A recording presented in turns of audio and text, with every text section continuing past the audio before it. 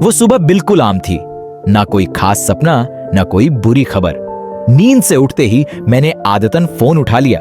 Screen on होते ही एक notification दिखा, अनजान नंबर। मैंने सोचा फिर से कोई फालतू मैसेज होगा, लेकिन प्रीव्यू लाइन पढ़ते ही मेरी उंगलियां रुक गईं। इसे नजरअंदाज मत करना, मैं हल्का सा हंस दिया। इतनी ड्रामेटिक लाइन, फिर भी सीने में अजीब सी हलचल हुई। मैंने मैसेज खोल लिया। पहली लाइन, डर मत। दूसरी लाइन, मैं तू ही हूं। मेरी भौहें सिकुड़ गईं। तीसरी लाइन, भविष्य से। यहीं आकर मैंने फोन लॉक कर दिया। ऐसी कहानियां मैंने सैकड़ों बार सुनी हैं। कोई मजाक कर रहा होगा। मैंने खुद से कहा, आज बहुत काम है, इन सब पर ध्यान देने का वक्त नहीं। लेकिन मन बार बार उसी मैसेज पर जा रहा था। 2 घंटे बाद मैंने फिर से फोन उठाया। एक नया मैसेज, तू अभी सोच रहा है कि ये सब फेक है? मेरी सांस अटक गई, क्योंकि मैं सच में यही सोच रहा था। मैसेज के नीचे टाइपिंग दिख रहा था। फिर अगली लाइन आई, बिस्तर के नीचे जो पुरानी डायरी है, उसके तीसरे पन्ने पर जो लिखा है वो किसी को नहीं पता। मेरे हाथ कांपने लगे। उस डायरी के बारे में इस दुनिया में सिर्फ एक इंसान जानता था, मैं धीरे से झुका, बिस्तर के नीचे हाथ डाला। डायरी अब भी वहीं थी। तीसरा पन्ना खोला, मेरी ही लिखावट, एक एक शब्द। मैंने फिर फोन की तरफ देखा। मैंने टाइप किया, तू कौन है?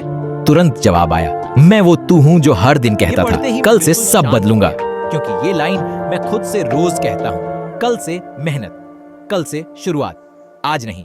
फिर एक और मैसेज आया, मुझे पता है तू अभी क्या करने वाला है, तू आज भी कुछ शुरू नहीं करेगा। मुझे गुस्सा आया, कौन है ये?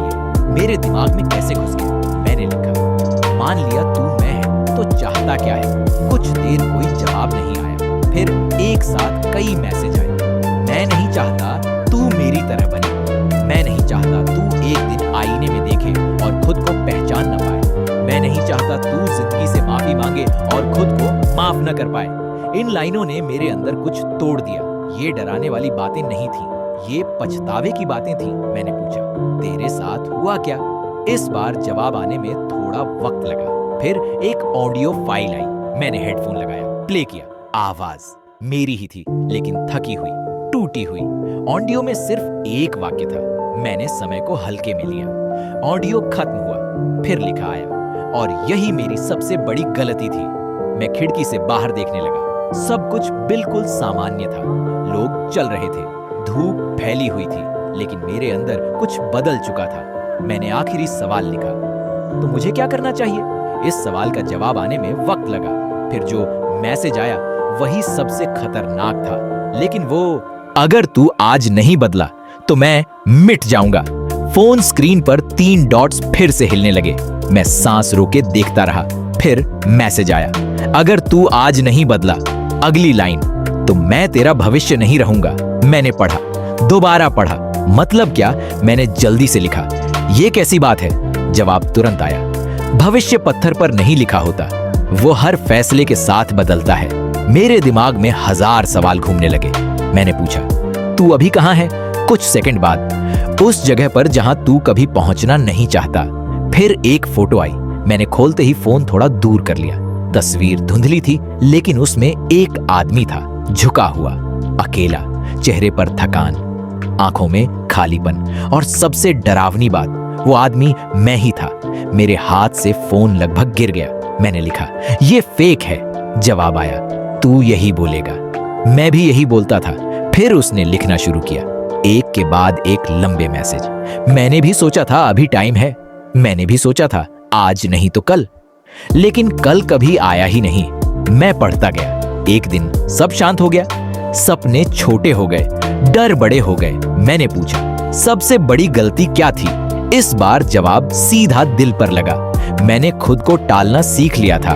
मैंने आराम को संघर्ष से ऊपर रख दिया। और सबसे बुरा, टाइपिंग रुकी। फिर आया, मैंने खुद पर भरोसा करना छोड़ दिया। मैं कुर्सी पर बैठ गया।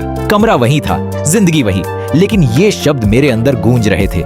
मैंने धीरे से लिखा, अगर तू सच में मैं है तो मुझे बचाने क्यों आया? कुछ देर कोई जवाब नहीं। फिर सिर्फ एक लाइन, क्योंकि मुझे दूसरा मौका नहीं मिला। फिर उसने एक टाइम लिखा, आज रात 11:47 मैंने पूछा, इसका क्या मतलब?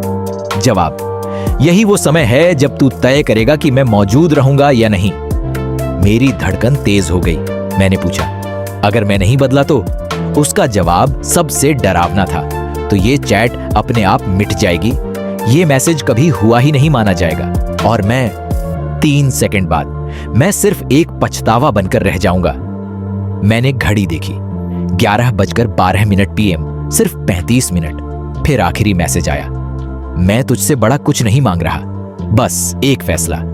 आज वही काम कर जिसे तू डरता है, आज वही शुरू कर जिसे तू टालता है। मैंने फोन नीचे रखा। कमरा बिल्कुल शांत था, लेकिन मेरे अंदर तूफान चल रहा था। मैं जानता था वो काम क्या है, वो फैसला कौन सा है। मैंने सालों से उसे टाला था। 11:46 PM मैंने फोन उठाया। स्क्रीन पर एक आखिरी नोटिफिकेशन, 30 सेकंड। मेरी उंगलियां कांप रही थीं। मैंने आंखें बंद की और मैंने फैसला ले लिया। 11:47 PM फोन की स्क्रीन अचानक ब्लैक हो गई। सारी चैट गायब, नंबर डिलीट, जैसे कुछ हुआ ही नहीं। लेकिन उसी पल मेरे अंदर कुछ जिंदा हो गया। एक डर नहीं, एक आग। मैंने खुद से कहा, अगर भविष्य सच में बदलता है तो आज से बदलेगा।